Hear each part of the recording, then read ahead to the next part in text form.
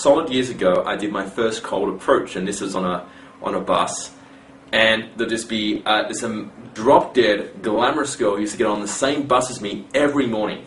And we would always get off at the same stop, and she would always catch the same bus home with me.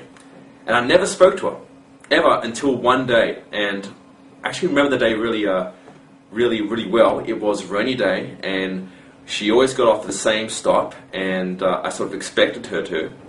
And she always sat 3 seats in front of me. And you probably understand here, but I was sort of infatuated with her a little bit. She didn't even know that I existed, and already I convinced myself that I was in love with this girl. It's quite sad, in fact, but this is 5 years ago. Anyway, it was a rainy day, and we're going home, and she passed her bus stop, and I was sort of scratching my head thinking, where's this girl going? And I didn't have the balls to walk up and start a conversation with her back then, so I waited till everybody got off the bus. I had to wait until everybody got off the bus before I could summon up the courage to walk over and talk to her. So luckily everybody did get off the bus, and she was still on the bus, and it was me. So I got up, and man, was I nervous. My hands were shaking, and I walked up and I sat in front of her. And I said to her, I turned around and I said to her, this is a bit unusual. You're not getting off your usual stop today. What's going on?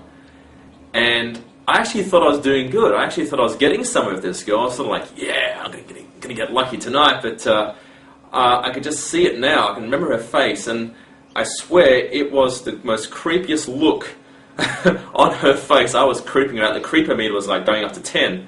And man, she was like, yeah, I'm going to see a friend today. I'm like, oh, that's cool. Yeah, that's cool.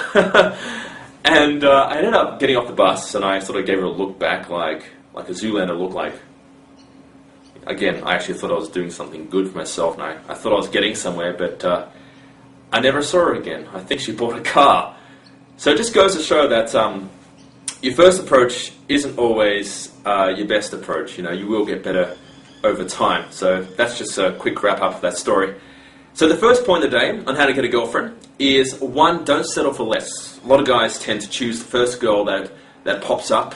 You might be in a bar or a club, and a girl will approach you, go, hey, my friend likes you, she's over there, come and talk to her. And you might walk over there and she'll be like, yeah, I like you, and you're like, yeah, let's go out sometime. And that's, most guys, they tend to settle for the first girl that crops up. You end up becoming an item, and you end up going on a few dates, and she becomes your girlfriend. You find that you didn't really choose her, she chose you, and you're sort of in it to learn how to be more proactive and how to choose your girlfriends and how to choose hotter girlfriends. If you're in for that sort of game, then I want you to be more selective, and I want you to screen out the girls that you don't want.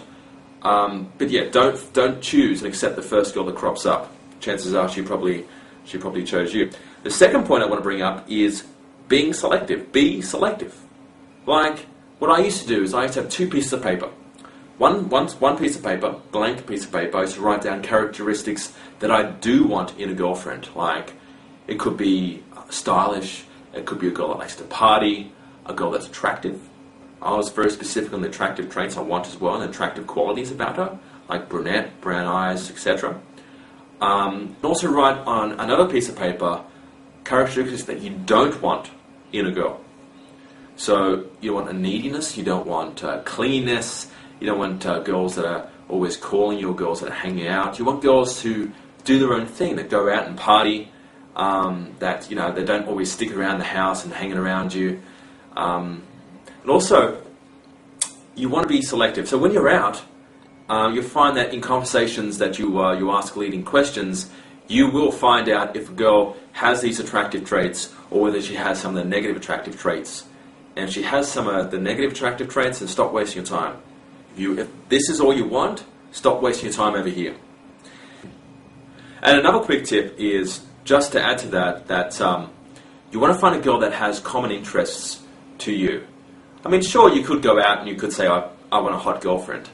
And the sex would be awesome. But sex may last like an hour a day, and you kind of, when you really think about it, you're spending another 23 hours with a girl that you don't really enjoy hanging around. If she likes to go out and party till 4 o'clock in the morning, well, that's her business. But if it's not really you, if that's not really what you're after, then don't go after that. Don't go looking for that.